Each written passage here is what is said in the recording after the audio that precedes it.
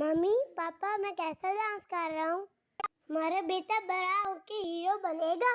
मेरा बेटा हीरो बनेगा। मुझे बात करने का नंबर ला दे। से कहता हूँ बेटा जरा नंबर दे। मेरे मम्मी पापा एक तो बहुत बेवकूफ है, हमेशा तंग करते रहते हैं। जब हम छोटे होते हैं ना, मम्मी पापा हमें हीरो कहते हैं और हम बड़े होकर हीरो बन जाते हैं। लेकिन जब हम बड़े होते हैं तो जब मम्मी पापा बूढ़े हो जाते हैं तो फिर मम्मी पापा कहते हैं कि हमारी हेल्प कर दो और हम करते नहीं।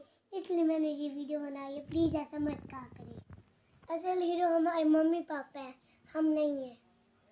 और प्लीज़ अपने मम्मी पापा को बेवकूफ़ ना